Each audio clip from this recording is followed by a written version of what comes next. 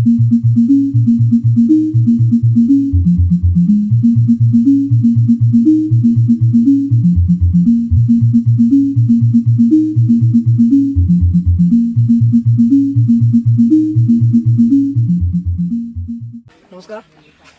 আজি আমাৰ মালাধৰা অঞ্চলত আমাৰ চবৰে অসমৰ জনপ্ৰিয় কণ্ঠশিল্পী আমাৰ কুমাৰ ভৱেশ দাক তাৰমানে আমি আমন্ত্ৰিত কৰিছিলোঁ।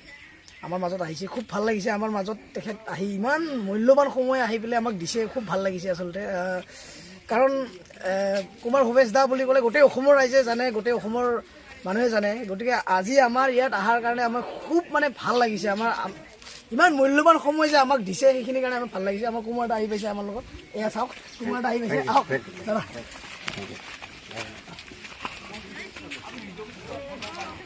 বঢ়িয়া বঢ়িয়া ঠাইবিলাক।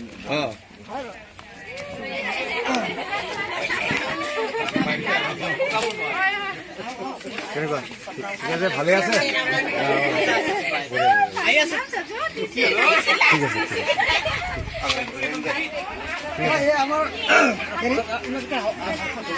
এইটো আমাৰ গামছা, আমাৰ ফালৰ পৰা গামছা। এইটো ৰাভাৰ পাজাৰ বুলি কয়। পাজাৰ নহয় জানো? পাজাৰখন দিয়াৰ কাৰণে মই আপোনালোকক ধন্যবাদ জনাইছোঁ। আপোনালোকে ভালে থাকক। আৰু দাদা, আপোনাৰ কাৰণে আমি স্পেচিয়েল আইটেম বুলি ক'ব লাগিব, বিশেষ। আৰু এইটো হ'ল আমাৰ ৰাভা জাতিৰ চকো। ৰাভা ভাষাত চকো বুলি কয়, কিন্তু অসমীয়াত জোঙা বুলি কয় আৰু লাও পানী বুলিও কোৱা হয়। আমাৰ ভাষাত চকো হয়। এইটো আমাৰ এইটো আপোনাৰ কাৰণে আমি স্পেচিয়েলি আপোনাৰ কাৰণে আজি তৈয়াৰ কৰিছোঁ। আপোনাৰ কাৰণে আমি ৰাখিছোঁ, আপোনাৰ কাৰণে হেৰি কৰিছোঁ। ঠিক আছে, মই অকণমান বহি চাই লওঁ। এইটো হ'ল আপোনাৰ এইটো কি হয়? টকৰা বুলি কয়। লাও পানী, এইটো লাওৰে বনোৱা হয়। এইটো লাওৰে বনোৱা হয় না? আচ্ছা আচ্ছা, লাওৰে বনোৱা হয়।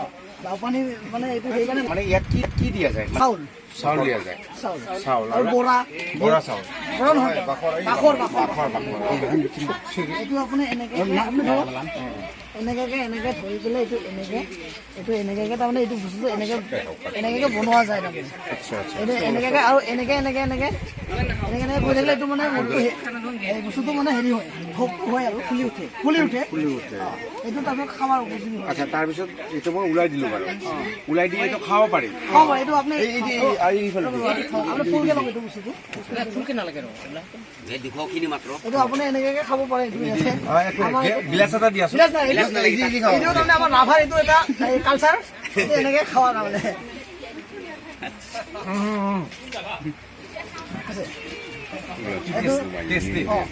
এইটো আমাৰ ৰাভাৰ এটা মানে ট্ৰেডিশ্যনেল হেৰি আৰু। চাওক, আপোনালোকে চাওক, আজি মই আহি পাইছোঁ মালাধৰা আগিয়া।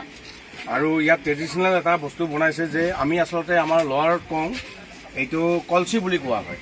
মানে যিটো চাউলেৰে বনায় এইটো কলচি বুলি কোৱা হয়, কিন্তু ইয়াত অলপ বেলেগ ধৰণে কোৱা হয়, বেলেগ ভাষাৰে কোৱা হয়। এইটো কি বুলি কয়? চকো। মিচিংসকলৰ যেনেকে আপুং, এইটো আমাৰ ৰাভাসকলৰ চকো। চাওক, এইটো ওলাই আছে হয়নে? চাওক, গতিকে খুব ভাল লাগিছে দেই এইটো। আৰু এইটো আৰু এটা আনিছে দাদা আপোনাৰ কাৰণে, আৰু এটা ভাই ইমান খাব পাৰিম নে? ঠিক আছে, গিলাচ এটা দিয়াচোন।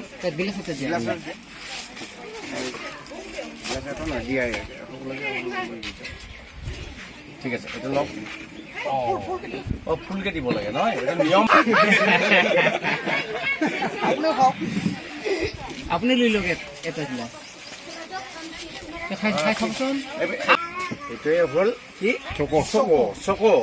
আৰু অসমীয়াত জোৱামত, আৰু আমাৰ লোৱাৰত কোৱা হয় কলচি। সেইটোৱে আৰু। গতিকে মই অকণমান টেষ্ট কৰিম এতিয়া। আপোনাৰ কাৰণে স্পেচিয়েলি আজি হেৰি কৰিছোঁ। খুব ভাল লাগিছে, খুব ভাল হৈছে, খুব ধুনীয়া সোৱাদ, ভাল লাগিছে। গতিকে ভাল লাগিলে, সকলোকে ধন্যবাদ জনাইছোঁ। আৰু ইয়াতে আহি কেনেকুৱা লাগিছে দাদা, অলপ কৈ দিম। মানে মই ইয়াত আহিছোঁ, এই ঠাইখিনিত আহি মই যিটো পৰিৱেশ দেখিছোঁ সঁচাকৈ খুব ভাল লাগিছে। আৰু মই ৰিকিক ধন্যবাদ জনাইছোঁ। ই মোক খুব ভাল মৰম কৰে, কেতিয়াবা ফোন কৰে মাজে মাজে। মই অহা গম পাই ইও আজি আহিছে। গতিকে ইয়াকো মই ধন্যবাদ জনাইছোঁ যে যিখিনি এৰেঞ্জ কৰিছে বা মই অহাৰ কাৰণে যে ভৱেশ দাই কি ভাল পায়। গতিকে মই ৰিকিকো ধন্যবাদ জনাইছোঁ আৰু লগতে আপোনালোকক সকলোকে ধন্যবাদ জনাই এটা চিপ খাই কিনে তোক মই এবাৰ কাব কৰোঁ দিয়ক। এবাৰ বাইকা চিনৰ